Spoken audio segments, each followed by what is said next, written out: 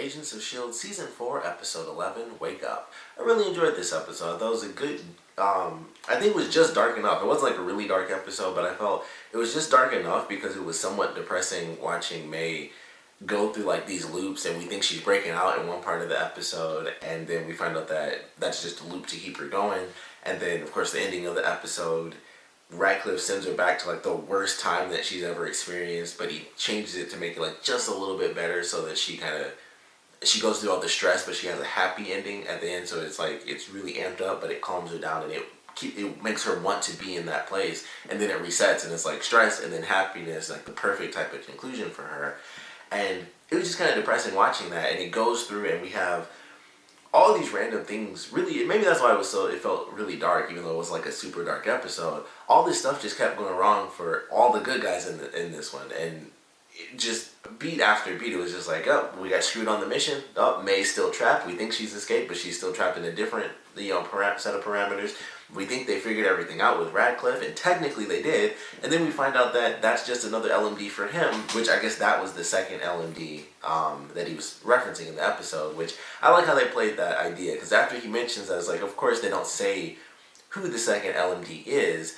It's just that there is one. So they throw in like these lines of dialogue, like when they're first starting the meeting, or before they go to, the committee meeting.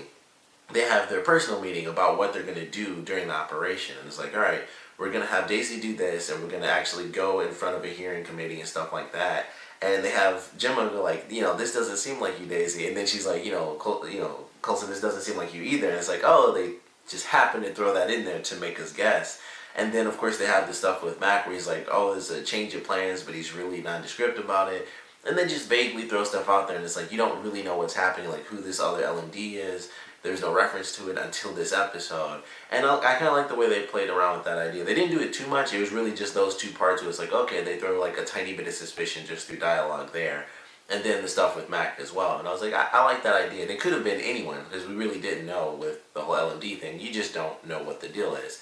And I love that idea. I was like, alright, that's kind of cool. It's one of those small things. It wasn't like the main point of the episode, but it was still in there. And I was like, I like that. I still think that's pretty cool. So I certainly enjoyed that. And the way they went about it, they have the mission where they want to spy on Nadeer. And it seems like everything's going fine. It was going like a normal mission. Excuse me. So they have the hearing and everything. And Nadeer kind of just pulls out like the perfect example of how she's going to basically, beat them in this meeting. And it's like, okay, S.H.I.E.L.D. says that, Daisy was she was actually an undercover agent of S.H.I.E.L.D. the entire time people thought that she was Quake.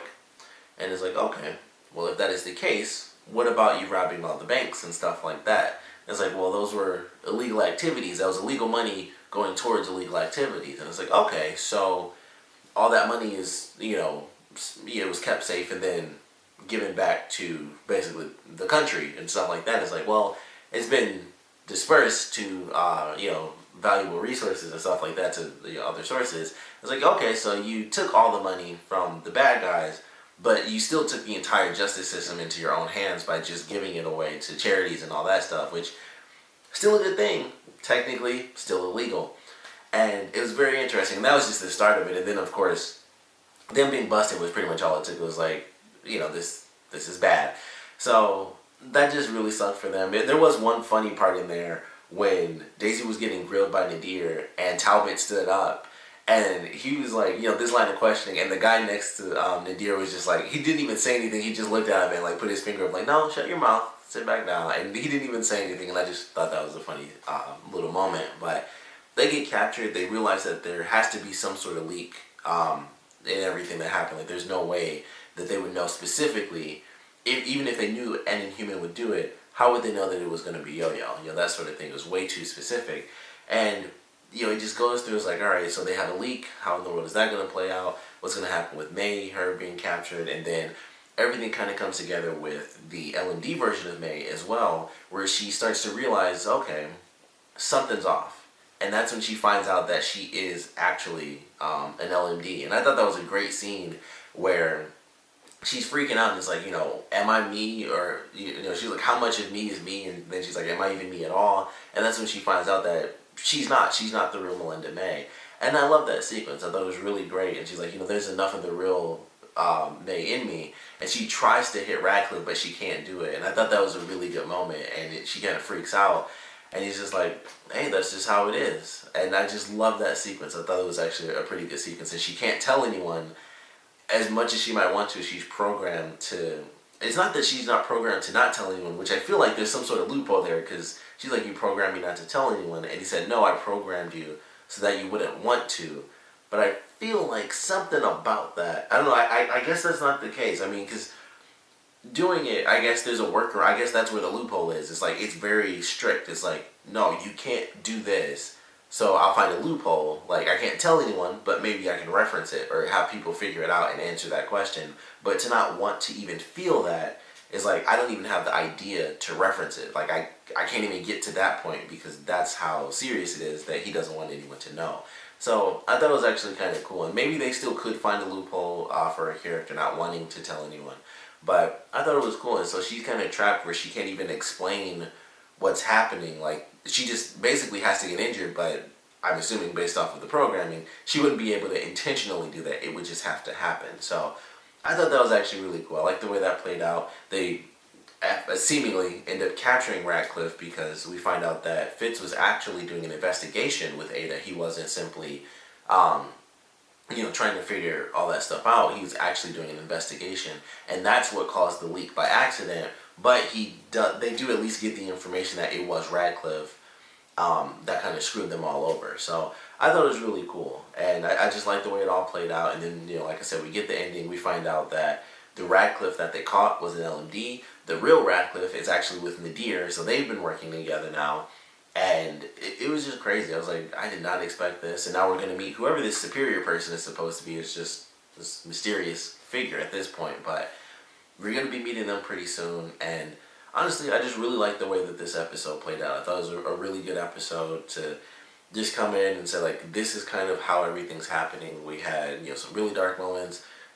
We got the revelation from Mac as to who Hope really was, and it's his daughter who passed away 11 years ago.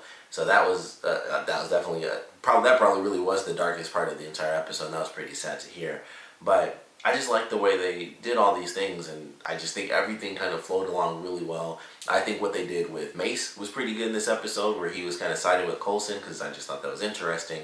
And Tom was like, yeah, he agreed with Coulson, like, we have to stay ahead of Nadeer and stuff. He's like, yeah, but you have to say that. And it was kind of like, well, you're the director of S.H.I.E.L.D. now. Of course you'd say that because you are the director of everyone here.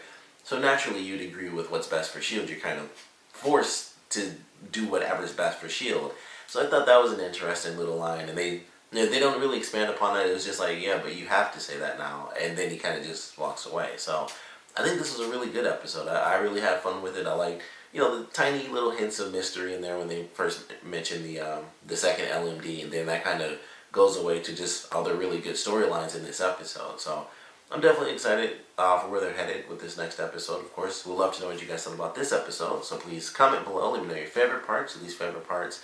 And I actually want to know, how do you guys think May is actually going to escape? Like, is it going to be the LMD version that eventually does end up helping the real May escape?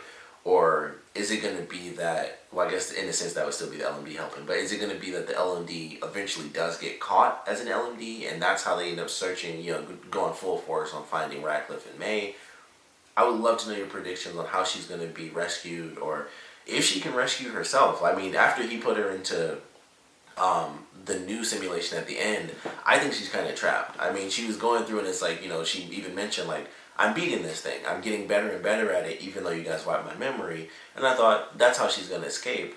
And then they get to the end, and he's like, yeah, basically I had to switch it up because she was just getting too good at it. So put her into something that she wants, like something she's always wanted. But, it has the adrenaline that she currently needs. But, it has that happy ending that she never truly had in the end.